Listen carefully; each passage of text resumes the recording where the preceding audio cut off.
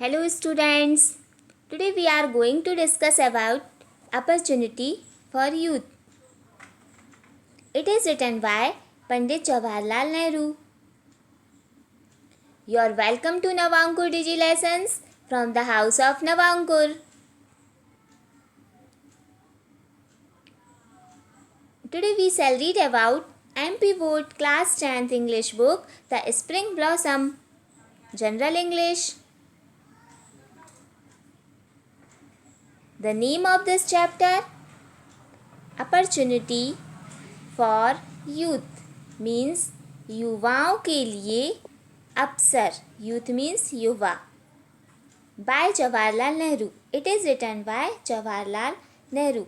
जवाहरलाल नेहरू जो हमारे भारत के प्रथम प्रधानमंत्री थे, प्रथम प्राइम मिनिस्टर थे, तो उन्होंने इस चैप्टर को लिखा है.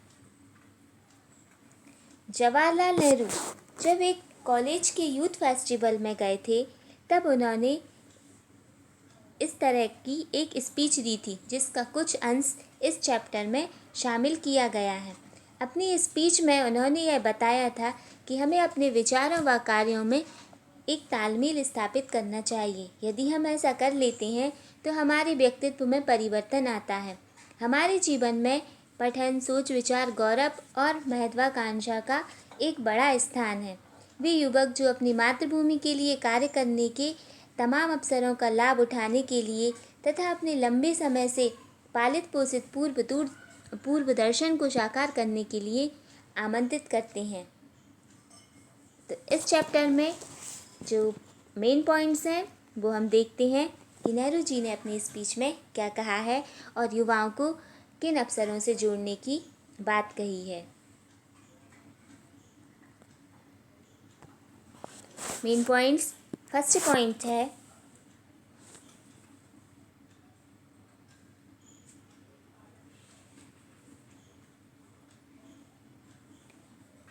Pandit Nehru wrote the discovery of India not only for mere curiosity but because he wanted a proper reconciliation of thought and activity.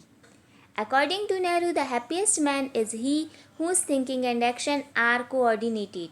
It is not wealth but coordination of thought and action which removes inner conflicts. It is in that way that integration of personality is achieved. People of every country indulge in the folly that they think their country is the greatest country. तो first point में पंडित नेहरू ने बताया है कि उन्होंने discovery of India, जो कि उनकी एक बहुत फेमस बुक है, वो क्यों लिखी थी. तो क्यों लिखी थी? केवल उन्होंने अपने ज्ञान की उत्सुकता को बढ़ाने के लिए नहीं लिखी थी. Not only for mayor curiosity but because. क्यों लिखी थी? He wanted A proper reconciliation of thought and activity. Reconciliation मतलब होता है तालमेल स्थापित करना, सामंजस्य स्थापित करना. तो वो अपने विचारों और कार्यों में एक सामंजस्य स्थापित करना चाहते थे, इसलिए उन्होंने डिस्कवरी ऑफ इंडिया बुक लिखी थी. अकॉर्डिंग टू नेहरू, और उनके अनुसार, पंडित नेहरू के अनुसार, हैप्पीएस्ट मैन, सबसे सुखी व्यक्ति कौन है? तो कौन है? Whose thinking and action are coordinated, जिसके कार्यों और विचारों में क्या हो? तालमेल स्थापित हो. जिसके कार्य भी वही हों और विचार भी वही हों. सोचते कुछ और हैं, करते कुछ और हैं, तो हम सफल नहीं हो सकते. यदि हम वही सोच रहे हैं जो हमें करना है तो हम ज़रूर सफल होंगे. It is not wealth but coordination of thought and action which removes inner conflicts. It is not wealth means पैसे से मतलब नहीं है, एक तालमेल से मतलब है हमारे विचारों और कार्यों से. विच रिमूव्स इनर कन्फ्लिक्ट्स, जो कि हमारे मन में जो द्वंद्व होता है, अंतर्द्वंद्व चल रहा है, इनर कन्फ्लिक्ट्स, उसको हटाता है. It is in that way the integration of personality is achieved. उसे हटाने व व्यक्तित्व को एक जैसा बनाने के लिए हमें अपने विचारों और कार्यों में सामंजस्य होना चाहिए, हमारी पर्सनैलिटी को डेवलप करने के लिए. People of every country indulges in the folly that they think their country in the greatest country. तो नेहरू जी आगे बताते हैं कि वह एक मूर्खतापूर्ण विचार है, मतलब लोग उसमें संलग्न रहते हैं. फॉली मीन्स मूर्ख. संलग्न रहते हैं जबकि वह दूसरे देशों को नहीं देखते और यही सोचते रहते हैं कि हमारा भारत सबसे महान है या हमारी देश सबसे महान है। तो हमें यह ध्यान रखना चाहिए कि हमारे देश के अलावा और भी कई कंट्री हैं जो हमारे देश से आगे निकल चुकी हैं और उनमें भी कई प्रमुख विशेषताएं हैं। Next point, the more action and thought are allied and integration, the more effective they become and the happier we become. विचार और हमारे कार्य, मोर एक्शन, कार्य और हमारे विचार जितने जुड़े होंगे, एलाइड होंगे, जितने एकाकार होंगे, उतने ही इफ़ेक्टिव होंगे, प्रभावशाली होंगे। They became the happier we become, तो जितने प्रभावशाली होंगी हम उतनी ही मात्रा में सुखी और संपन्न होंगे।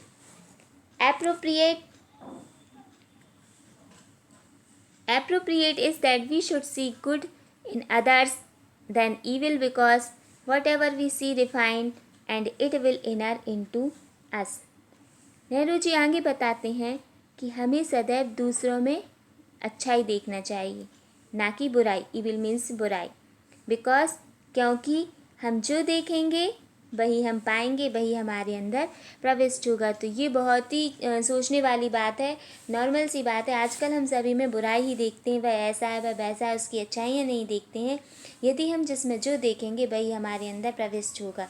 यदि हम उसकी अच्छाई देखेंगे सामने वाले की, तो हमारे अंदर अच्छाई का प्रवेश होगा, और यदि हम बुराई देखेंगे तो बुराई ही हमारे अंदर आएगी। इसलिए हमें कोशिश करना चाहिए कि हम सामने वाले के अंदर बुराइयों को न ढूंढकर उसकी अच्छाइयों की तरफ ध्यान दें। Reading is getting to know other people's thought and weighing them. इसके बाद उन्होंने बताया है कि पठन क्या है, रीडिंग क्या है, पढ़ाई क्या है। तो पढ़ाई क्या है? दूसरों के विचारों को जानना और उनको तौलना पढ़ाई है। थॉट्स एंड वेइंग दैम, हम दूसरों के विचारों को समझें, सोचें, जानें और उन्हें तौलें कि वो सही है कि नहीं, उनके अकॉर्डिंग ना चलें।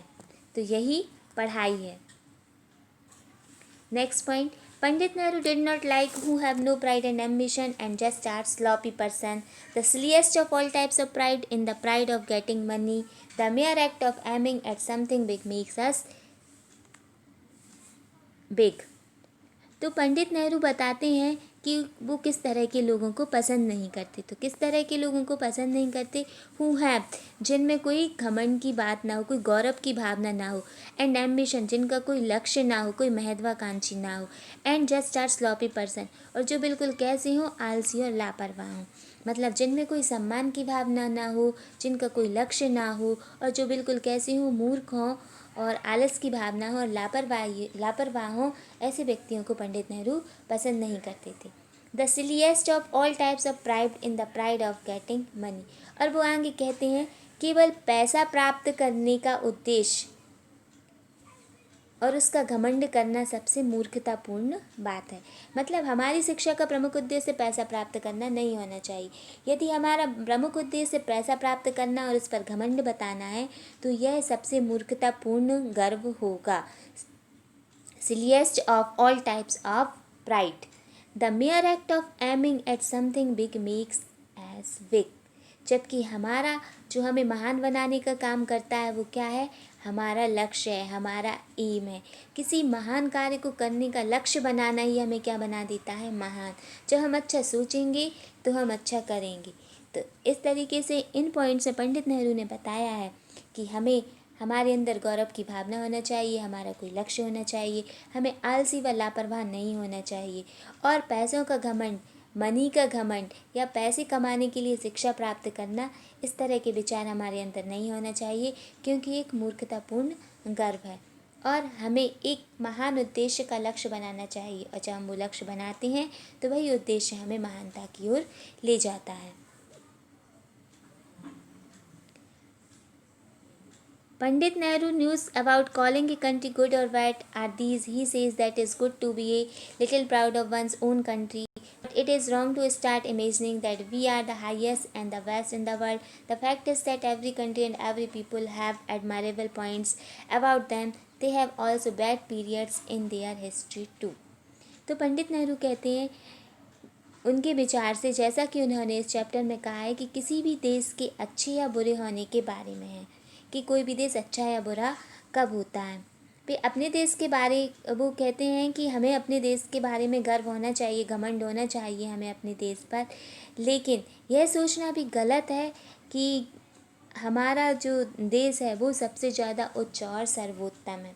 जबकि वास्तविकता यह है कि हर देश के लोगों में, हर देश में कुछ प्रशंसनीय बातें होती हैं। हर देश का भी एक गौरवशाली इतिहास होता है और कुछ बुरा इतिहास भी होता है। तो हमें दोनों एंगल से बातों को सोचना चाहिए और जहाँ जो अच्छाई मिले उसे ग्रहण करना चाहिए। Pandit Nehru describes one of the qualities of Mahatma Gandhi. It was that Gandhiji managed to draw out the good in another person. The other person may have plenty of evil in him, but he somehow spotted the good and laid emphasis on that good. तो इस point में पंडित नेहरू ने महात्मा गांधी को भी अपने विचारों में शामिल किया है। महात्मा गांधी जो कि हमारे देश के राष्ट्रपिता हैं, उन्होंने उनको भी शामिल किया है, उनके बारे में बताया है कि महात्मा गांधी की क्या क्वालिटी थी, महात्मा गांधी किस तरह के विचार रखते थे।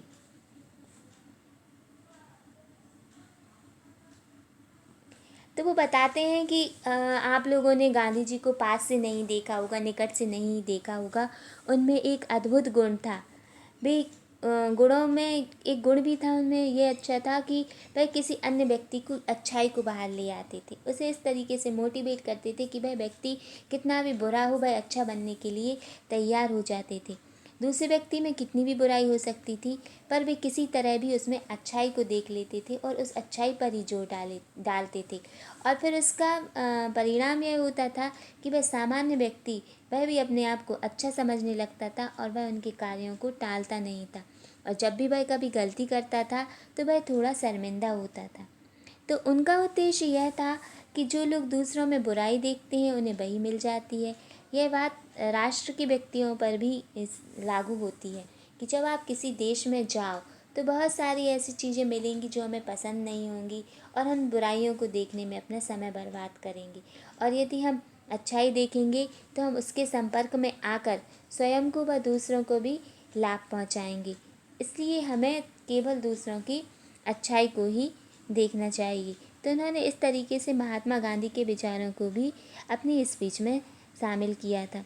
उन्होंने आगे भी बताया कि हम सभी व्यक्तियों में अच्छाइयों की बजाय बुराइयों को देखते हैं। उन्होंने बाइबल का भी इस चैप्टर में वर्णन किया है कि एक व्यक्ति अपनी आँखों में पड़े खंबे को नहीं देखता, दूसरी आँखों में पड़े तिल को देखता है। मीन्स हम दूसरों में अगर एक तिल बराबर भी बुराई हो तो हम उसे ढूंढ लेते हैं। तो वो कह रहे हैं कि मुझे इस बात का बहुत ज़्यादा दुख है कि यदि हम दूसरों के दोषों को देखते हैं तो हमें वही मिलता है, इसलिए हमें दूसरों में केवल अच्छाई को देखना चाहिए। I hope you have understand well this chapter. इसके क्वेश्चन आंसर भी आपको इन्हीं पॉइंट्स में मिल जाएंगे। तो हमने ये इस चैप्टर जो कि काफ़ी बड़ा है इसको पॉइंट वाइज एक्सप्लेन करने की कोशिश की है। आई होप आपको ये अच्छे से समझ में आया होगा। In the next video we will cheat with new topic. Okay, best of luck. Thank you very much. 1 points left. According to Pandit Nehru, we should think about the 5-year plans. तो पंडित नेहरू इसमें 5-year plans के बारे में भी बताते हैं।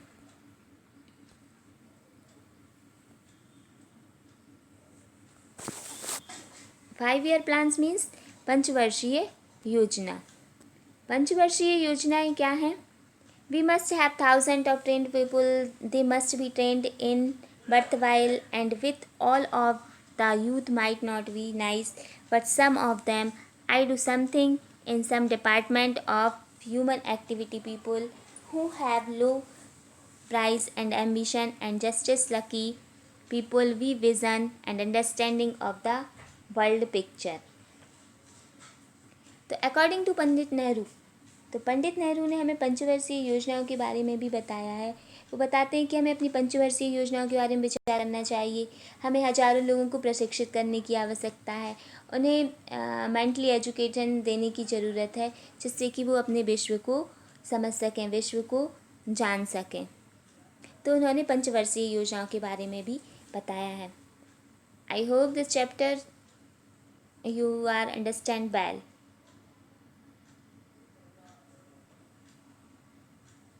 In the next video we will proceed with new topic.